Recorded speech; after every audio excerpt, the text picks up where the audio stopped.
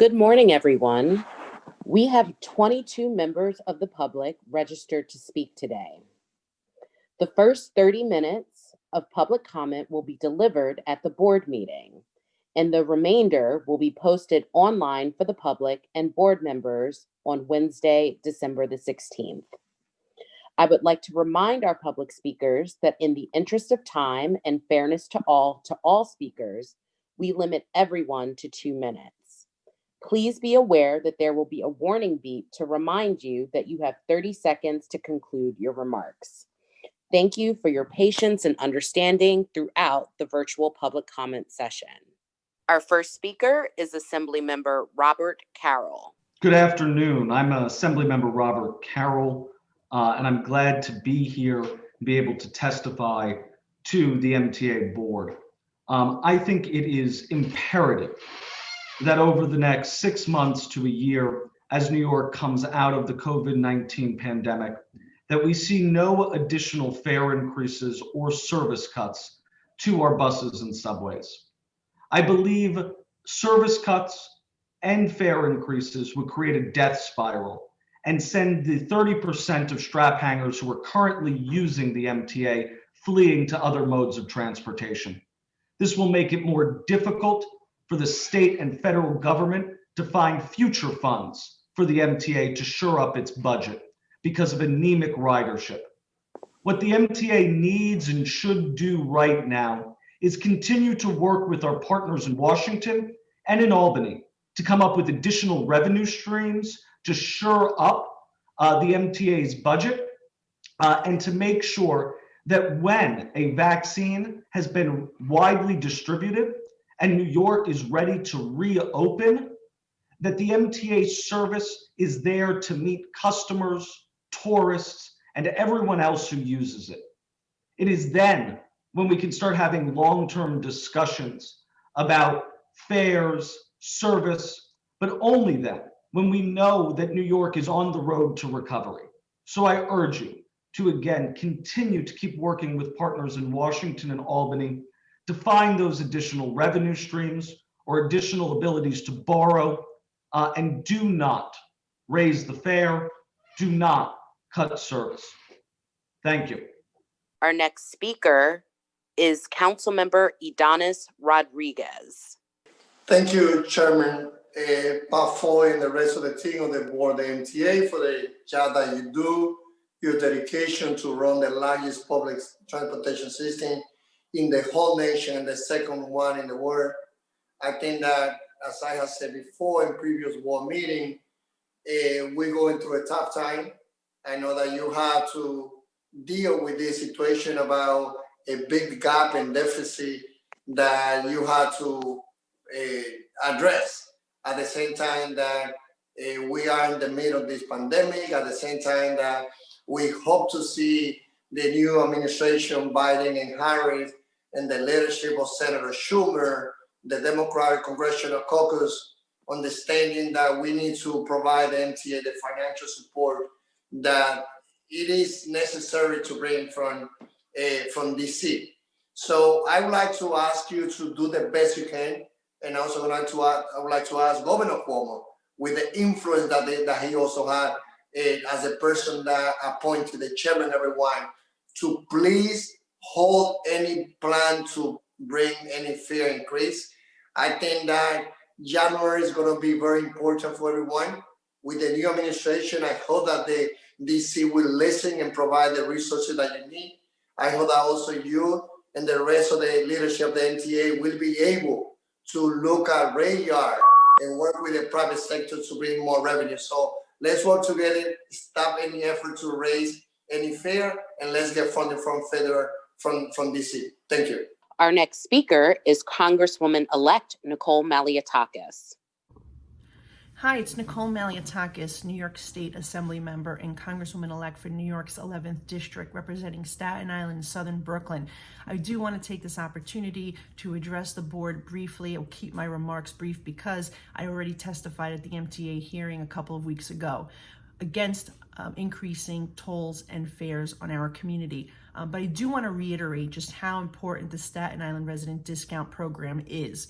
After all, it was created decades ago because Staten Island is the only community, the only borough that has to pay to connect to the rest of the city. In addition, the MTA has always used this bridge as a cash cow. If you look at the revenue generated on the bridge, it's about $500 million, $500 million annually, roughly. And that is much more than it takes to actually maintain the Verrazano Bridge. In fact, majority of the money is actually going to subsidize other parts of the MTA network. So we feel that we already contribute greatly to the revenue needed for the MTA for other parts of the system.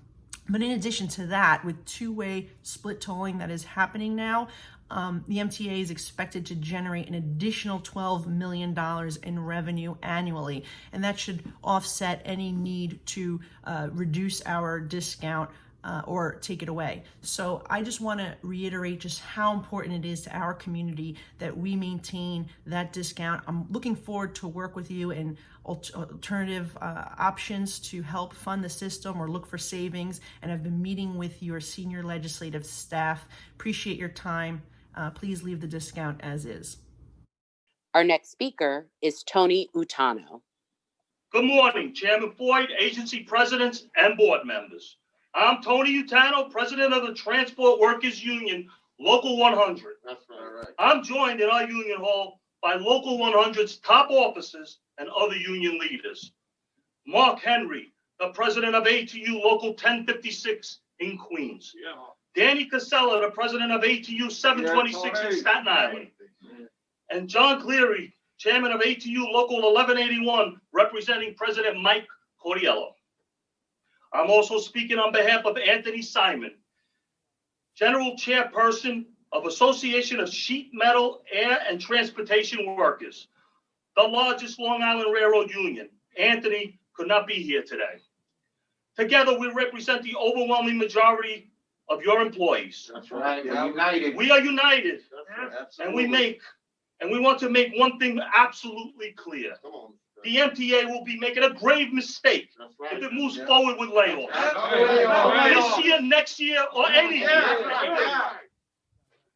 That's right. After all, we have endured and sacrificed layoffs. That's right. It would be an unforgivable act of betrayal. That's right. The MTA would likely wind up with a grassroots workers' rebellion. That's right. It would be impossible to contain. We're ready. That's right. As you know, thousands of us became sick Come on. because we couldn't work from home. That's 131 died. Layoffs need to be taken off the table now. That's right. It appears that you will not adopt today the previous proposed budget with extreme service cuts and layoffs. We believe that it is the right decision. That's right. There are strong indications that federal funding for mass transit is coming. It's coming. It may come in the final days of the Trump administration or early in the It's coming. Biden-Harris administration. Yes. Either way, it is Find that important money. to recognize right now That's that right. the system needs more than a federal one-shot. That's right. It needs new streams of recurring revenues. That's right. And we need to press for financial assistance both in Washington and Albany. That's right. Ending the Find it. stock transfer rebate and redirecting revenues to mass transit would be a good start. Absolutely. Find that money. Make no mistake, we will continue to fight for short-term and And long-term long-term. That's federal right. funding. That's And right. we'll keep fighting for the state to create new streams of revenues to support the MTA. But we will also fight any effort to pink slip the heroic transit workers. Everything on the line for New York. Our next speaker is Andy Pollack. Thank you, Lucille. Good morning, Chairman Foy. Morning, members of the board. Today, I want to do something positive and give my praise to Chief Development Officer Jano Lieber. During this pandemic, the MTA has been able to accomplish a lot of construction projects, and the one that I've been anticipating, one of them to be specific, is the elevator at Greenpoint Avenue in Brooklyn. In 2021, I will be paying a visit over there to take a look at the elevators for myself, but this is a big first step for the G line. a line in the system that has never had an elevator before. However, there is one flaw at Court Square 23rd Street. How come an elevator was not proposed over there? Yet the 7 above ground has an elevator. And I also want to mention the fact that not only is Greenpoint Avenue a good first step for the G, but Metropolitan Avenue was also proposed last year. Also, I would expect an elevator to be done at Classen Avenue and Hoyt-Skimmerhorn streets in the future. So, General Lieber, keep up the good work. I'm looking forward to more progress in 2021. Thank you all very much. Happy holidays. I will see you all in the new year. Thank you very much. Our next speaker is Jason Anthony. Good morning, Lucille, and good morning, everyone. Board. Jason Anthony, Vice President of Passengers United. I see several elected officials attending the meeting. Instead of speaking in the meeting, you guys should be taking the subway to 34th Street Penn Station and then taking Amtrak to Union Station, and then from there walk to Capitol Hill to meet with your peers in DC to come up with a compromise. Because you guys in these meetings, you take up time that activists like me and Passengers United have time for. But COVID-19 is in the rise again. I've been hearing that bus drivers, subway conductors are receiving complaints that their colleagues are testing positive to COVID-19. I wonder what Patrick, Joseph Foy, and Sarah Elizabeth Feinberg are going to do about this. Sarah, we have been asking you for an answer for the past 3 months. We haven't got an answer. Please, don't be a shady person and answer to our tweets. Because if not, you will have to resign or get fired. Because we're not going to accept you being inactive as interim chair of New York City Transit. We had enough. Please conclude your remarks. I will conclude my remarks right now, Lucille. But bottom line, we need to be more proactive in saving our colleagues. Please conclude your remarks. Thank you. Our next speaker is Matt Camper. Good morning, MTA Board. My name is Matt Camper, and I am the Long Island Regional Director for Passengers United.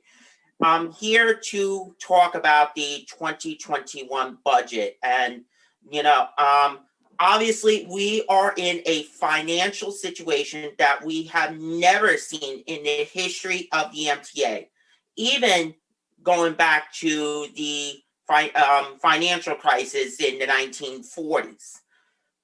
I understand what is going on, and I understand that things need to get done. But there needs to be other solutions to the problem other than making us riders have to pay more every single time. And I mean it seriously, every single time. We should not have to pay more. There are other solutions to this problem, and finding ways to deficit the financial situation, such as 2 proposals that I'm going to say right now. Both of them involve working with the state legislator, including the state senate, the state assembly, and the governor, Andrew Cuomo. And we feel at Passengers United, and there has been a lot of talk about this, we feel that there needs to be some sort of gas and millionaires tax. implemented to help the MTA and to help upstate roads and potentially even transportation systems across the state. This is a good way for us to be able to sustain ourselves, as if the stimulus package is not passed in Washington, which I'm really hoping this week it will, that may not be the solution to the problem. And Please conclude your remarks. Thank you. Cannot help us, and I'm really hoping that the state can help us by implementing that. So that's it. Thank you so much. Our next speaker is Charlton D'Souza. Good morning. This is Charlton D'Souza, President of Passengers United. And number one, first and foremost, we need a gas tax. We need a millionaire's tax. And we also need no fare increase. That is so important to essential, hardworking people who are going out there on the front lines every day. Our federal government needs to step up, but our state leaders and our governor needs to tax the rich. Asking people to pay for a fare increase at a time when so many are unemployed is not the way to go. And also, we need unlimited Metro cards kept. In terms of the Long Island Railroad, there should be no flat fares. And the reason why I say that is because flat fares, Nassau County residents are actually paying more than Suffolk County residents. And also Queens residents are paying more, which doesn't make any sense. So for the Long Island Railroad, we need city ticket, we need Atlantic ticket kept, and we also need no bus and service cuts. And that's one thing that's not mentioned on the MTA's website. We're being asked to pay more, but what's going to happen when the service cuts are going to be released? How many bus routes are going to be eliminated? So we need express bus routes kept, especially in areas where there is no subway or commuter rail service. And in terms of COVID-19, we need protections for MT workers and passengers. And the $50 mask fine should be enforced for all passengers. If you don't have a mask, you should be either taken off the system, or your name should be recorded by the police so they can medically track you. The health department can track that person to see if they're infected, and they should also be taking people's temperatures on the subway and commuter rail stations. Thank you so much. Our next speaker is Shin-Si Wu. Good morning, MTA board members. So I'm just an ordinary New Yorker, and I have been living in New York City area for more than 3 years. And one thing I really appreciate about New York City since I moved here is that it has excellent public transit. And I think it is one of the features that make New York City livable. So, and especially during this coronavirus pandemic, we are seeing that the MTA workers, as well as many other essential workers, are taking a lot of risk, helping us to take care of the city. So I think it's only fair that when we are thinking about budget decisions, we also have them in mind. We need to work with them and make sure that their needs are also met when we are making whatever decisions. For example, cutting jobs in MTA, and also cutting service to the most vulnerable communities. I think during the pandemic it's really not a good idea. So yeah, thank you. Our next speaker is Sean Petty. Hello, everyone. My name is Sean Petty. I'm a registered nurse. I work in the health and hospital system. I've been a pediatric emergency room nurse in the Bronx for 13 years. I'm speaking today in two distinct and related capacities as both a public health advocate and as a public sector worker. It's difficult to contain and express my outrage at the idea that it is even being considered that during this world historic pandemic, there will be cuts to both one of the most critical components of our economy in this city, which is the public sector workforce, and one of the most critical components of our infrastructure, which is the public transit system. we have the public transport system has played a critical role in safely ferrying essential workers that get to grocery stores, food distribution facilities, healthcare facilities. And the only way it's been able to be somewhat safe is because people have been able to be socially distanced in a somewhat uncrowded way throughout this time. And the idea that there's going to be cuts to the tune of 9,000 workers is just patently insane. We've had, as public sector workers, we've made ungodly sacrifices. Over 100 transit workers have died. Nurses by the dozens have died. Our families have died. Our families have gotten sick. And now those same people are being asked to economically sacrifice while billionaires have made collectively over $1 trillion during this year alone.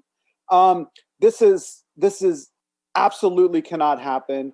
I will do everything in my power as a nurse, as an elected leader in NYSNA, as a fellow public sector worker to make sure that this does not happen.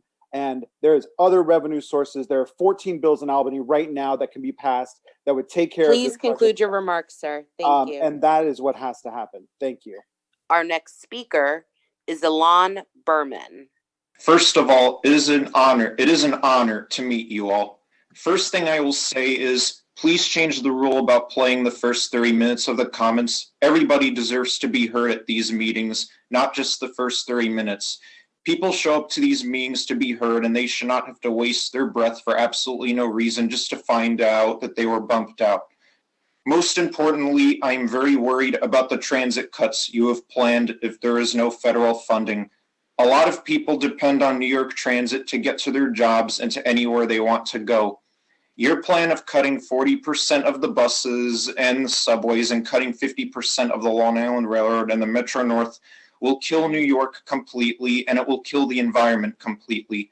I'm very confident that Joe Biden will give the MTA the federal funding they need to keep New York Transit running 100%. But in case you never get the federal funding, you really need to have a whole new plan instead of cutting anything from New York Transit.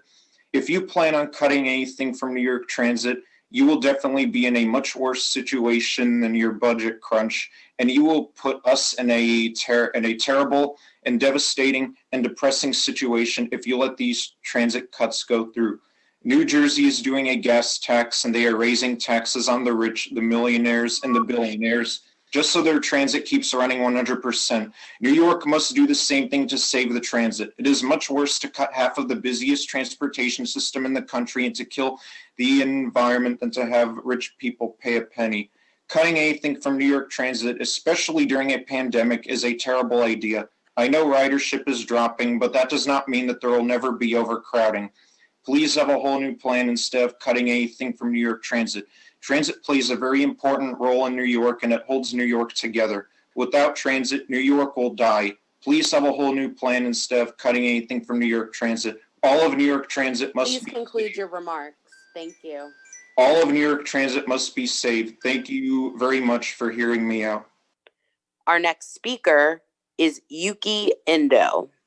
나는 is you cannot Jackson High things are they just without weekend Nathan shutdown once again in January 2021 for no shuttle buses provided between Hicks near Hyde Park with a nice bus cost cornering Long Island ticket. Nino other Hicks Nino other hands again arguing to provide a shuttle bus for mainline customers because they are already suffering from a pandemic mainline shutdown with no train or shuttle bus service. Nice bus is now connecting train service and does not have a bike lock. Please for sake of the mainline customers Christmas, I get Long Island Radio President Free and Chairman Pathway as a Long Island Radio PC AC today the nice bus 22 24 bus and Winkey vacant one-way between Hicks in order to see how long a bus takes compared to non-unrated shuttle bus. I get a challenging pathway not to be a green spot essential work on a main line and provide shuttle bus by shuttle bus MTA buses as well. Not beside nice bus. Thank you for your cooperation. Our next speaker is Alita Dupree. Good morning, Board Chair Pat Foy and members. Alita Dupree for the record. My pronouns are she and her. It's good to be here. I have some new Omni fare gates behind me from Union Square, so thank you for your continued work with Omni. We're almost done with the subway, so I look forward to the news and moving on to the next steps. You know, I love a good public meeting. Can't seem to get enough of them.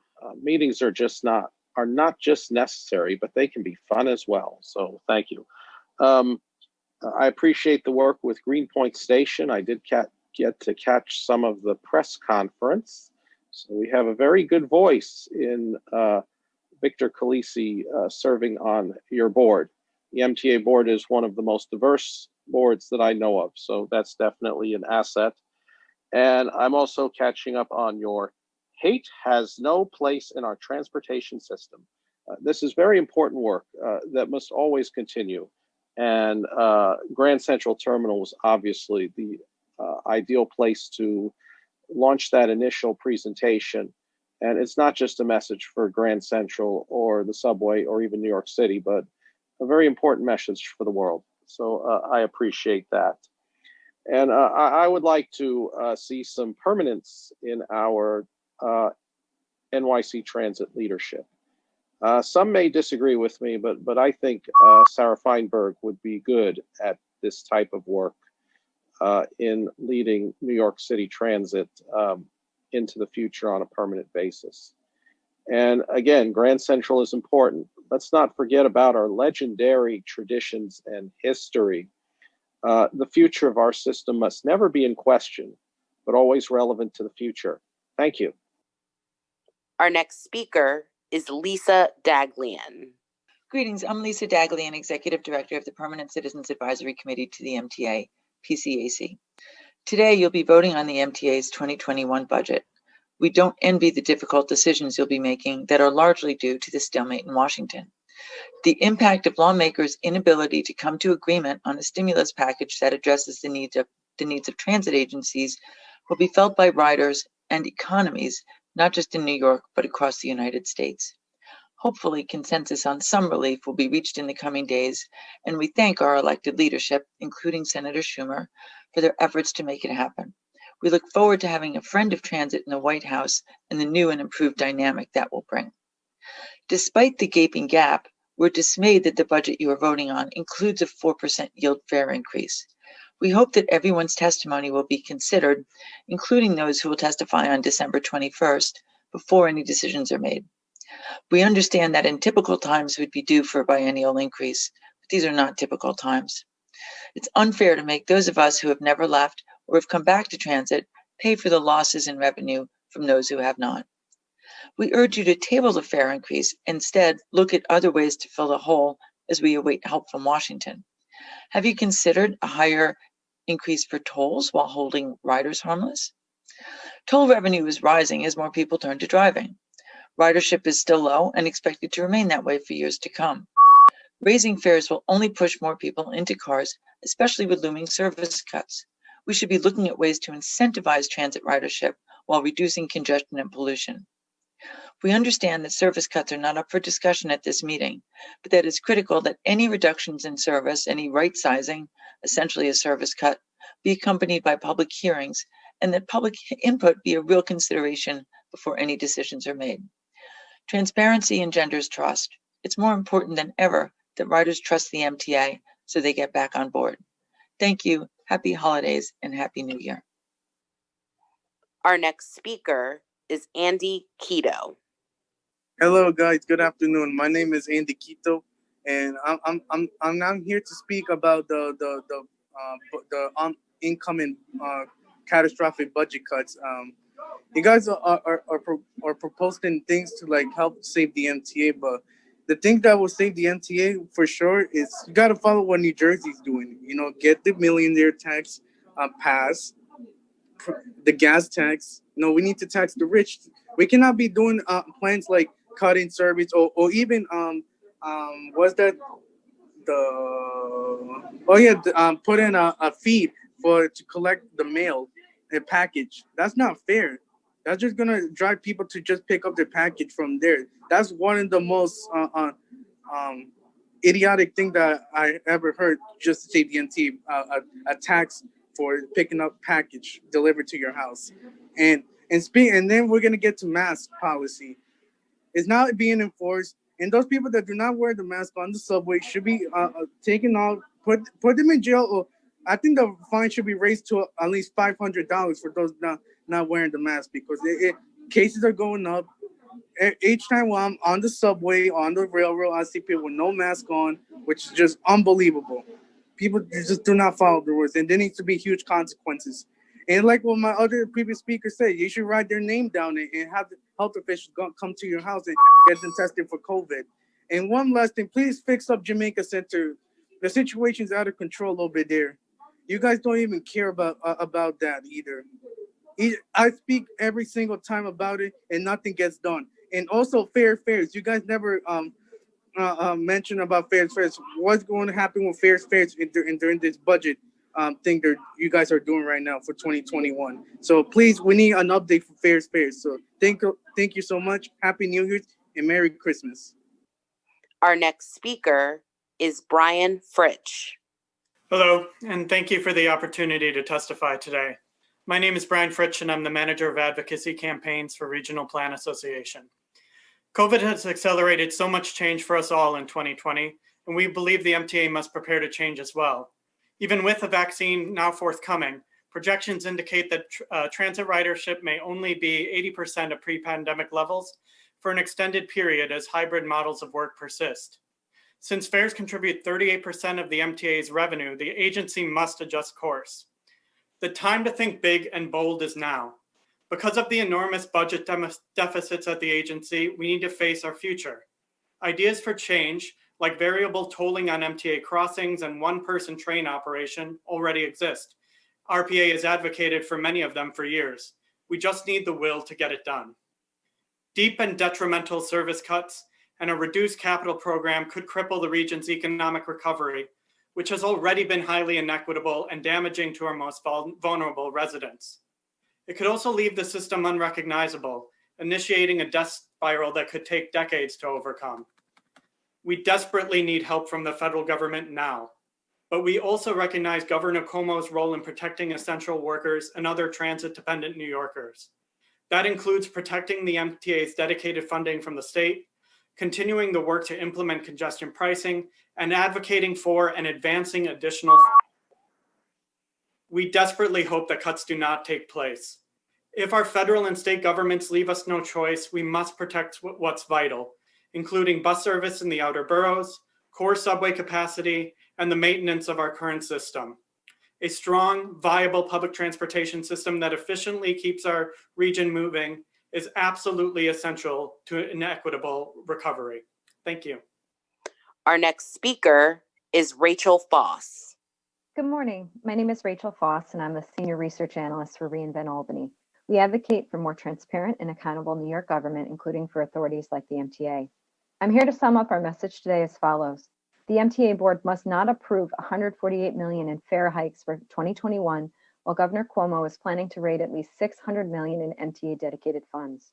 As the MTA said in July, it is asking for $12 billion in federal emergency funds, which includes $600 million to compensate for the loss of state subsidies. Subsidies are a euphemism for dedicated taxes, in this case, primarily Metro Mass Transportation Operating Assistance, or MMTOA funds. This $600 million was added on top of its spring deficit of $10.3 billion, which already accounted for COVID-19 revenue losses from ridership and the economic impact on dedicated taxes. To be clear, we fully support the MTA getting billions in much needed federal COVID emergency aid, but at the same time, more federal aid is not a license for the governor to raid at least $600 million in MTA funds. Members of the MTA board are legally fiduciaries of the authority. Essentially, in law, the board owns the MTA. It would make sense that the MTA board understands made by staff in its budget proposals. Unfortunately, it is not clear in budget documents that staff are assuming that the state of New York will be rating at least $600 million in dedicated funds to prop up its own budget shortfalls. This is before the state legislature, which by law passes the state budget, has been able to weigh in on formal cuts to this year's budget or pass next year's budget. Budget documents don't show how much has been lost in tax receipts for dedicated funds and how much additional the state is skimming off the top to balance its own budget. The MTA is budgeting for MMTOA to drop by $700 to $800 million for this year and next. Across the board cuts are being applied at a 20% level. So why is MMTOA, the largest source of dedicated revenue, being cut by much more than this at 33% or 37% for next year?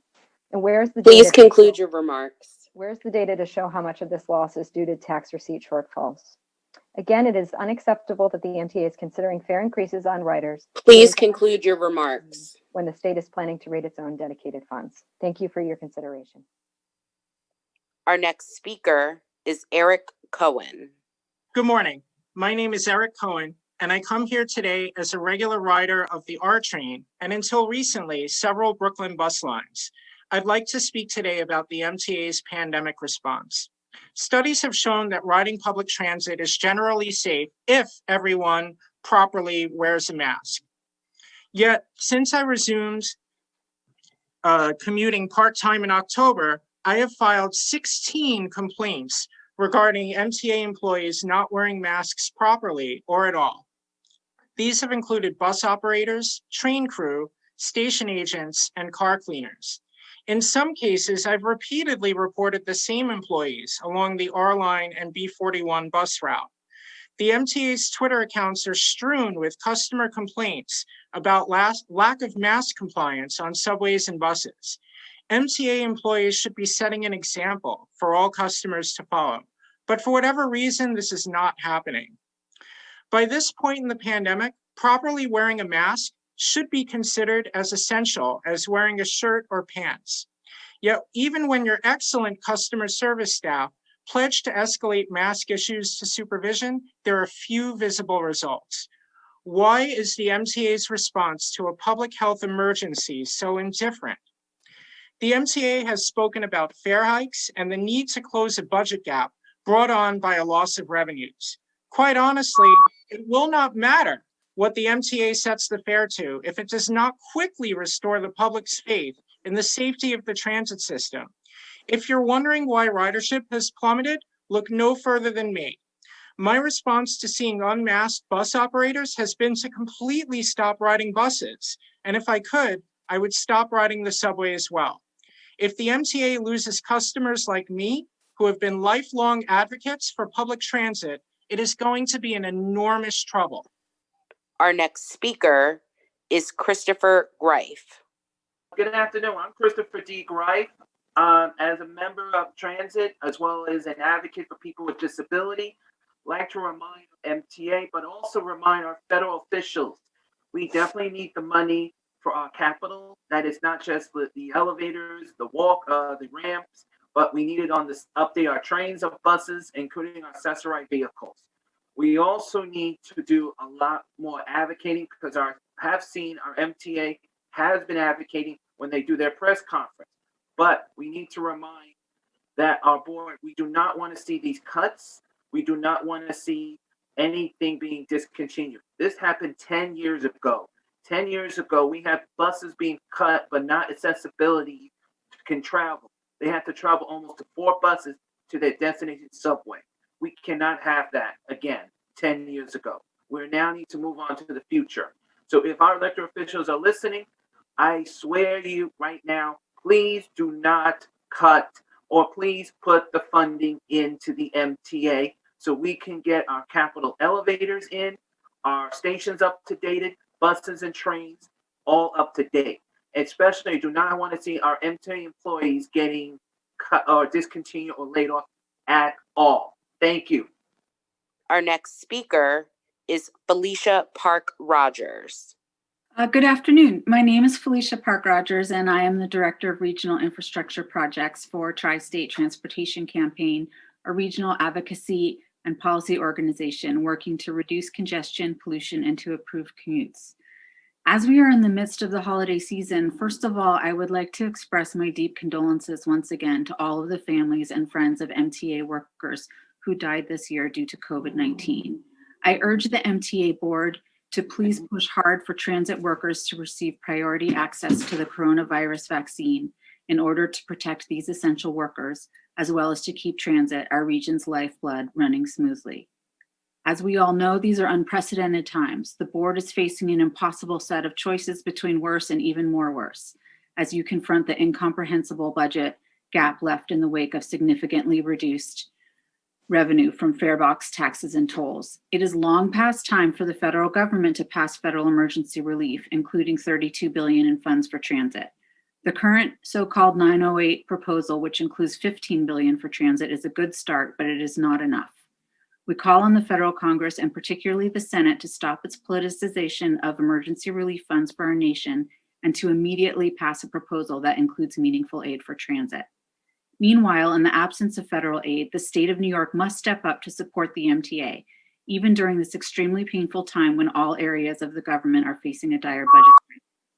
We call on the state of New York to prioritize funding for the MTA, to implement new revenue streams for the MTA, and that the MTA should not be subjected to the same across-the-board cuts as other parts of the budget. Lastly, I turn to the subject of the proposed fare hikes. Even as the system is facing this tremendous crisis, we ask the board to please delay the implementation of fare hikes. As currently proposed, they would raise approximately $148 million. Given the estimated budget gap of $6 billion, this hike at the tremendous cost it would take on the— Please conclude your remarks. It's not worth it. We do encourage you to keep 7-day and 30-day passes as they are essential, and please raise the tolls and implement variable price tolling, as these are a means of raising— Please conclude your remarks. as well as a means of discouraging car congestion and greenhouse gas emissions. Thank you for your leadership during these difficult times. Our next speaker is Deborah Greif. Good afternoon. My name is Deborah Greif. I'm here speaking today as a person with disabilities. I want to thank you for building more elevators that are working, because now it's much easier for me to get home or get around to other parts of New York City when I am traveling. I would love to see, and I am going to still advocate, I would like to see more of the Brighton line, which happens to be the QNB, to be more elevators. I'd like Sheepshead Bay to have an elevator. At Grays and Neck Road, you have the ability, especially on the northbound side, to build a ramp so we can get up on the local, as well as to try it on the other side. We need to also build a ramp for the northbound at Avenue H. The reason I also suggest ramps is because ramps do not cost as much in the long run as elevators. They don't break down as much, and it's very easy for persons with using walkers, canes, or someone being pushed in a wheelchair to go up and down. It makes life a lot easier. In reference to the cuts proposed for the monthly pass and the weekly, please don't. And the reason is this: most people on disabilities barely have enough money to make it through the month. And that also can include, if we have to use Accessoride, we qualify. Accessoride is at full fare, at the moment $275. It's free at the moment because of the pandemic, but when fares are recollected there, it will be very expensive. Also, by having the monthly pass, it is easier to budget, and I can use the actual buses and trains. Thank you very much. Our next speaker is John Padula. Good morning, ladies and gentlemen. My name is John Padula. I'm a supervisor with Educational Vision Services, as well as a member of the Advisory Committee for Transit Accessibility. I'm glad to be here this morning. I hope everyone is safe and well. Folks, we need to move forward. Last month, I spoke about moving from rhetoric to reality. Yes, we need federal funding, but we need to be a unified front as what to do with that funding. We have to work together. It has to be a team effort. Even us advocates need to be on the same page. Money is tight. We have to be creative about our solutions, making sure that they are actually sustainable. We have to think outside of the box, maximizing whatever resources we do have. Yes, the capital plan must move forward, Accessoride has to evolve, affording disabled citizens the same rights, autonomy, and access to opportunity as every other citizen in our great city. I'm looking forward to both the Chief Accessibility Officer and VP of Accessoride positions being filled. I hope you guys get some innovative thinkers there in those positions. I would like to thank System-Wide Accessibility for all of their hard work, advocacy, and efforts. I want to thank Mr. Khaleesi for his great work on the board. I would also like to thank President Feinberg, Craig Cipriano, Monica Murray, Don Ramondi, and the rest of the Accessoride team for their support and listening to our concerns last week. In closing, I know that the MTA is striving for equity and excellence. Let's make that a reality for our great city. I'm optimistic that there are better days to come, so let's all keep fighting the good fight. Merry Christmas, Happy Hanukkah, Happy New Year to everybody. And as I always like to say, never mistake disability for inability. And remember, low expectations do lead to low outcomes. My name is John Padula. God bless and be well.